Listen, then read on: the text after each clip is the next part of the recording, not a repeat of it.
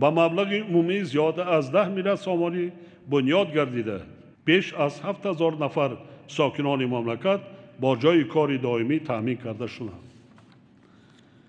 ضرور است که کارها در سمت بنیاد کارخانه‌های متالورژی، معدن تازه‌کنی، استخراج و تا محصولات نهایی کارکرد نمودن متال‌های رنگه و قیمت‌بها، رشد صنعت ماشین‌سازی، نساجی، خوراکواری و داروسازی وسعت بخشیده شوند. حاضرین گرامی، بعد به دست آوردن صاحب استقلالی سیاست دولت در ساحه صنعت کاملا تغییر یافته. توجه اساسی به تقویت استحصالات و صادرات محصولات تیار برای وارد نمودن تکنولوژی‌های نو، استفاده هرچی بیشتری منبع‌های اشیاء خام محلی، کارکرد پوره آن و استفاده وسیع ذخیره‌های ملتی روانه کرده شد. در نتیجه تنها در 5 سال اخیر در داخل کشور به مبلغ عمومی بیش از 44 میلیارد سومانی محصولات عوض کننده واردات استحصال کرده شد که باعث خیلی کم شدن وابستگی بازار استعمالی از محصولات وارداتی گردید. با مقصد تدریجاً زیاد کردن حجم استحصال محصولات صنعتی رقابتناک، ما صنعت کنونی با سرعت کشور را هدف 4 ملی اعلان نمودیم. در رابطه با این به وزارت‌های صنعت و تکنولوژی‌های نو، تندرستی و حفظ اجتماعی اهالی و کمیته دولتی سرمایه‌گذاری و اداره اموال دولتی سفارش داده می‌شود که با مقصد تأمین نمودن رشد صنعت داروسازی و آماده کردن متخصصان دارای ملکه بلند استفاده تکنولوژی‌های معاصر داروسازی تدبیرهای فوری و مشخص اندیش. تاجیکستان دارای ذخیره‌های بای معدنی و غیر معدنی از قبیل متال‌های سیاه رنگه، قیمت‌بها، نادر، سنگ‌های خودجلا و آرایشی، انگشت و مانند اینها میباشد که حجم تصدیق شده آنها 100 میلیارد سومانی را تشکیل می‌دهد. امروز در تاجیکستان بیش از 600 کان و 800 ظهورات کشف و آموخته شده است که دارای زیاده از 60 نوع اشیای خام معدنی و غیر معدنی میباشد. حالا همگی 27% ذخیره‌های ذکر شده استخراج و کارکرد شده ایستاده است که چنین حالت برای رسیدن به هدف 4 استراتژی ما قانع کننده نیست. بنابراین ضرور است که سراداره گیولوژی کارها را در سمت آموزش گیولوژی، گذاشتن به استانداردهای بین المللی حساب ذخیره‌ها، استفاده از نو برقرار کنی و حفظ ذخیره‌های اشیاء خام مینرالی، اینچنین نظارت روندهای خطرناک گیولوژی و آموزش و مانیتورینگ آب‌های زیرزمینی تقویت باشد. جهت رشد صنعت معدن و دیگر ساحه‌های صنعت کارکرد به سراداره گیولوژی یکجا با وزارت و اداره‌های مربوطه سفارش داده می‌شود که در اساس تحلیل ذخیره‌ها و درجه آموزش گیولوژی آنها لایحه برنامه دولتی رشد ساحه گیولوژی را برای سالهای 2021-2030 تهیه و به حکومت کشور پیشنهاد نمایند. سال 1991 در کشور همگی 358 کارخانه صنعتی به قید گرفته شده بود. تنها سال 2020 300 کارخانه و کارگاه‌های نوی صنعتی با زیاده از 6,500 جای کاری ساخته به استفاده داده شدند. در نتیجه سال گذشته شماره کارخانه‌های صنعتی به 2274 رسیده. طبق هدف‌های معین گردیده در 7 سال آینده به زیاده از 3,500 رسانیده می‌شود، یعنی بیش از 54% افزایش می‌یابد. برای بسیار زحمت کشیدن ما ضرور می‌شود. در رابطه با این رهبران وزارت صنعت و تکنولوژی نو، دیگر وزارت اداره، ولایت‌ها و شهر نویا وظیفه‌دار کرده می‌شوند که با مقصد تطبیق بی‌میلان صنعت کنونی با سرعت کشور مشکلات جای داشته ساحه را دوره به دوره حل و فصل نمایند. وزارت‌های رشد اقتصاد و سودا، صنعت و تکنولوژی‌های نو، معارف و علم در سمت تشکیل نظامی صبراناک تیار نمودن متخصصان و باز آموزی آنها در داخل و خارج کشور، اینچنین اوید به تأسیس مجموعه‌های صنعتی علمی از جمله پارک‌های اینواسیونی و تکنولوژی چاره‌جویی نمایند. با این مقصد همساله شماره دانشجویان و متخصصانی که با مسائل تعلیمی خارج کشور برای تحصیل و تکمیل اختصاص فرستاده می‌شوند 2 برابر زیاد کرده شود. در دوره صاحب استقلالی کشور جهت حل مشکلات ساحه انرژتیک و رشد آن 34 لایحه دولتی سرمایه‌گذاری با مبلغ 57 از 2 میلیارد سومانی عملی کرده شده است. حالا در این سمت باز 17 لایحه دولتی سرمایه‌گذاری با مبلغ 16 از 4 میلیارد سومانی تطبیق گردیده ایستاده است. در این دوره زیاده از 2000 مگاوات اقدارهای نو به کار انداخته حجم استحصال نیروی برق از 17 میلیارد کیلووات ساعت سال 1991 به 21 میلیارد کیلووات ساعت در سال 2019 افزایش داده شد. حکومت تاجیکستان عهد دارد که با مقصد در آینده نزدیک تامین نمودن استقلال انرژتیکی با نیروی برق پورا قانع ساختن طلبات اهالی و اقتصاد ملی بنیاد و تجدید یک سلسله انشاءات خرد و بزرگ حیاتاً مهم را وسعت بخشد.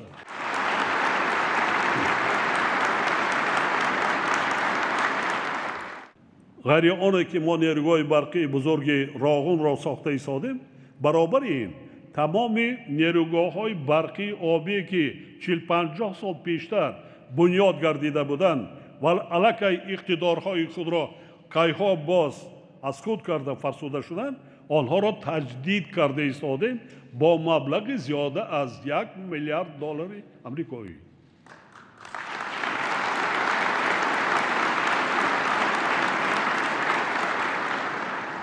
حالا با مبلغ عمومی 11 از 3 میلیارد سومانی کارها آید به تجدید نیروگاه برقی آبی نارک، سربند، خیراقوم و در دایره لایحه کسه هزار ساختمان خطهای انتقال برقی 500 کیلووات و زیر ایستگاه ها ادامه داشته بنیاد نیروگاه برقی آبی سیبزار در ناحیه راشقاله ولایت مختار کوهستان بدخشان آغاز گردیده است.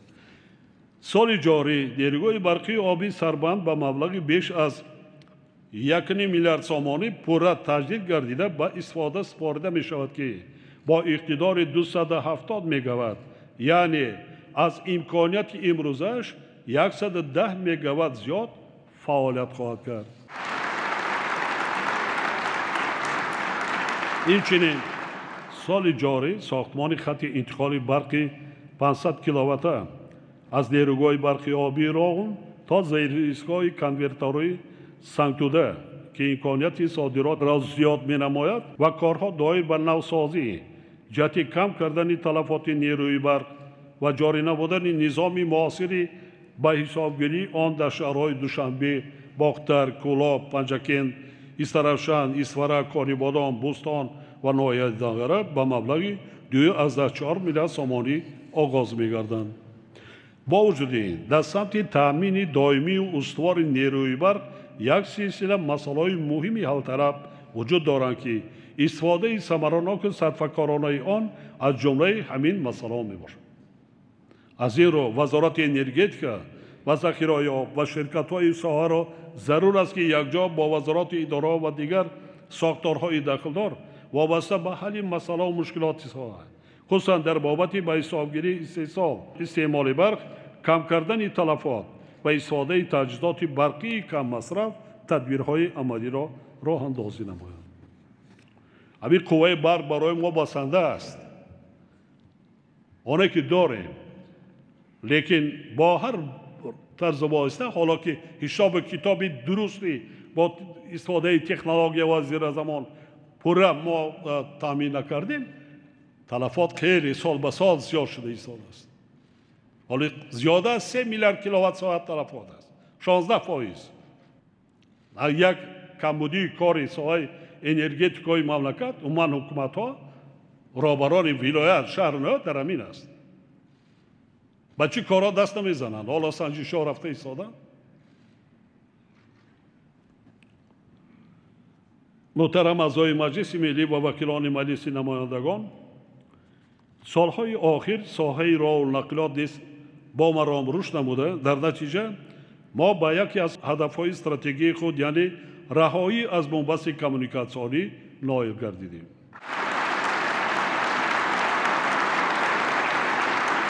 با این مقصد در سالهای صاحب استقلالی در ساحه نقلات کشور 53 لایحه دولتی سرمایه‌گذاری با مبلغ 23 میلیارد سومانی عملی گردیده.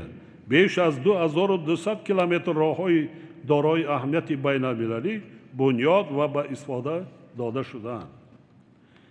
کارهای در ساحه انجام داده شده امکانیت فراهم آوردند که موقع تاجیکستان در رده‌بندی جهانی صفتی راهها که همه ساله از جانب تحقیقات بین المللی حسابات جهانی رقابت پذیری گذرانیده می شود، در ظرف 2 سال اخیر 20 اینا بهتر گردیده. طبق ارزیابی فورم جهانی اقتصادی در بین 141 دولت با تحقیقات فرا گرفته شده زینه 50 را اشغال نمود.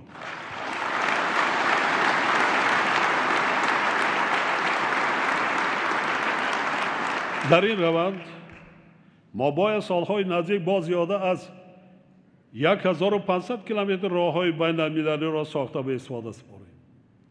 امروزها در ساحه نقلات تطبیق 15 لایحه دولتی سرمایه‌گذاری با مبلغ عمومی 8 میلیارد سومانی ادامه داشته.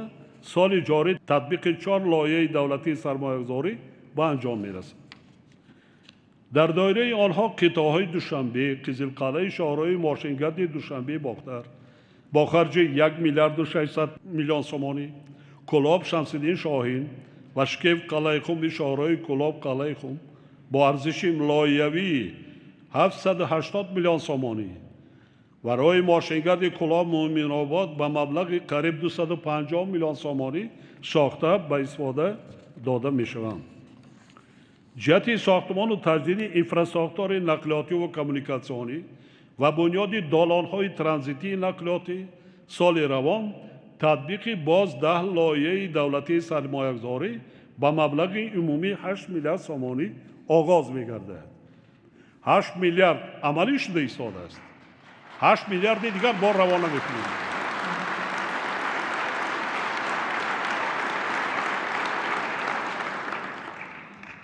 در دایره این لایحه ساختمان راه آبیگرد نورآباد، قطعه‌های قلعه خم، ونج شاهراه دوشنبه کلما، قزلقلعه باختر شاهراه دوشنبه باختر، راههای ماشینگرد خولبوک، تیمورملیک کانگورت و باختر دنغره، خوجند کانی بادام، ساختمان پلها از بالای دریای پنج در موضع کاکل ناحیه فرخار و دریای غون در شهر خاروق، تجدید راه ماشینگرد و بنیاد دالان‌های ضد ترمه در موضع برسم ناحیه شغنان عملی کرده می‌شوند. سال جاری لایحه کشی راه‌های ماشینگرد دنغره گلستان و گلستان کلاب پورا به انجام رسانیده. سال 2022 ساختمان آنها آغاز می‌شوند. این معلومات برای دپوتات‌ها بسیار وکیلان محترم ما عین مدعا، یعنی برای نکس‌هایی که از طرف درخواست‌هایی که انتخاب کننده ها داشتیم برای شما معلومات در کار بود. برای فعالتر در کارهای سازندگی بنیادکاری اشغال کردن